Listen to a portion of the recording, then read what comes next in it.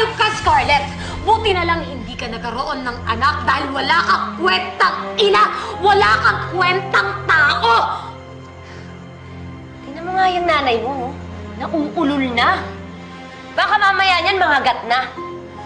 Ano kayang gamot sa asong nauulol? Sagot! Hindi ko po alam. Boba! Scarlett. Scarlett, kumakapok ako sa katiting ng puso. Maawa ka naman dun sa bata. Oo, tama ka. Siya ang kahinaan ko. At nakaganti ka na dahil nasaktan mo na ako. At kung pwede lang na umiyak ako ng dugo kanina pa. Scarlett, panalo ka na. Ako na lang. Ako na lang ang patayin mo.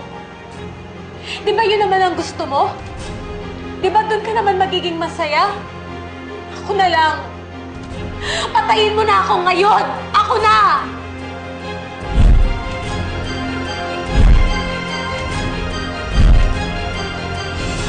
Oo! Tama na to! Tatapusin na kita bago pa dumating ang mga kakampi mo. Pero hindi ko gagawin ang gusto mo. Papakawalan ko si Catherine. Talagang hindi mo pa ako kilala, no? Pasasabihin ko sa'yo kung ano yung plano kong gawin dito sa dati kong anak na lapastangan.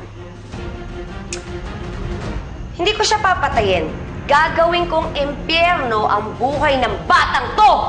Huwag. Eh kung pira-pirasuhin ko kaya ang katawan niya, tapos itapon ko din sa dagat, pakain ko sa pating. Huwag. O kaya naman, ibenta ko sa sindikato. Parang nanay niya. Binenta yung sinapupunan niya. Si Maymay, lumalala na yung leukemia niya. Wala na kasi akong malalapitan. Kailangan na talagang paoperahan si Maymay. Wala kang may papautang sa'yo. Tatanga-tanga ka kasi.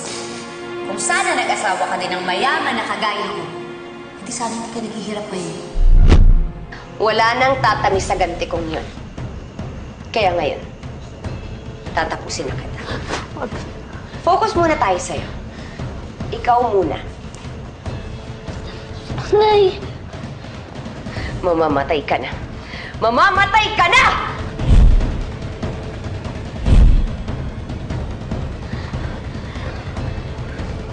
Scarlett!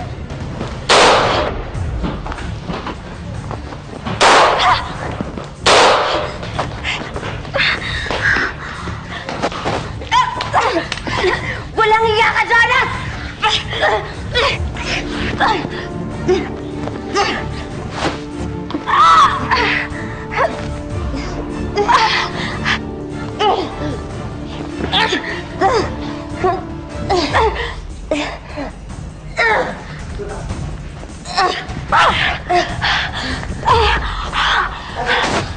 Scarlett! Tigilan mo na to! Walang dapat mamatay!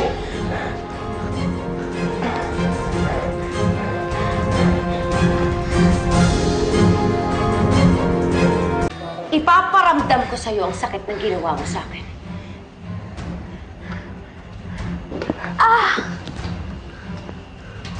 Scarlett! Tigilan mo na to! Walang dapat mamatay ngayon! Ibaba mo yung baril mo! Ikaw, ibaba mo ang baril mo! Sige, pasasabugin ko ang ulo ni Catherine. Wag! Wag! Wag yung anak ko! Isa!